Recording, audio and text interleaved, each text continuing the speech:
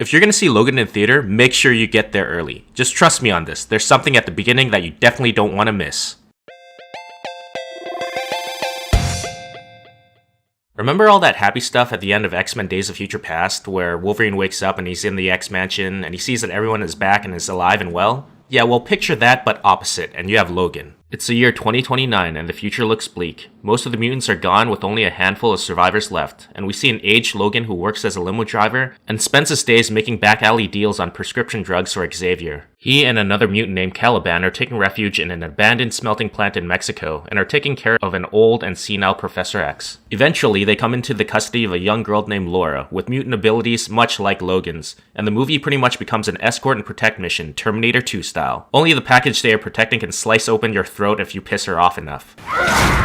In the previous X-Men movies, we would see Wolverine slice people up, but you don't really get to see much. When he takes out bad guys in the previous movies, quick cuts or certain camera angles would be used to hide the gore to keep the movie PG-13. But not Logan, oh no. This film is rated R, and the movie is quick to remind you of the very first scene you see in the movie. The fight scenes in this movie are brutal. You're gonna see decapitation of limbs, claws going through heads and faces, and just straight up murder everywhere. The wait to see the Weapon X Berserker Rage is finally over, cause Wolverine just goes absolutely apeshit in this movie, and it was glorious. Daphne Keane, who plays Laura in the movie, or as you probably know by now, X-23, is freaking awesome. She is straight up vicious in her scenes, and I thought she was great in the movie. Of course, Hugh Jackman is brilliant once again as Wolverine. He's able to showcase Logan's tormented and tortured soul as well as bring out the animalistic savagery in his physical performance. I honestly can't see anyone else playing the role. He is Wolverine. Much like how Robert Downey Jr. is Iron Man or Johnny Depp is Jack Sparrow, Hugh Jackman is Wolverine, and it's gonna be tough never seeing him in the role again. Patrick Stewart was also amazing in the film, and the first time Professor X appeared in the movie, I'm gonna be honest with you, I almost cried. We have never seen Xavier this way before.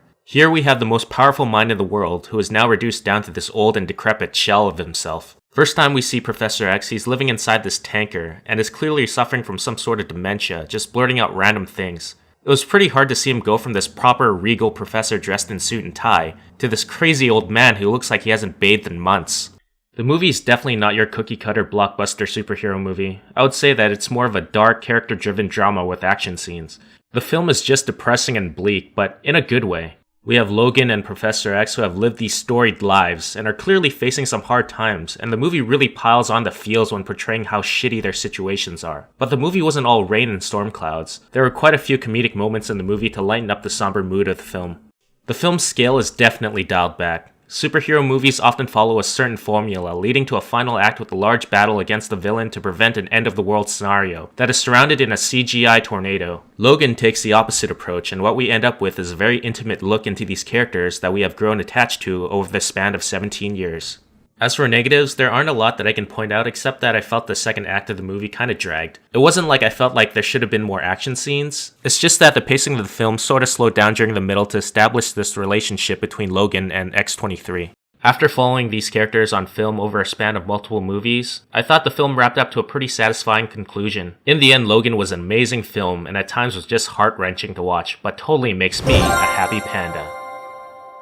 If this really is the last time we see Hugh Jackman donning the white wife beater and claws, man, what a way to go out. Anyways guys, if you enjoyed this video, give it a like, share it, and subscribe if you haven't already. It'll really help out the channel. Thanks for watching, and until next time, snit!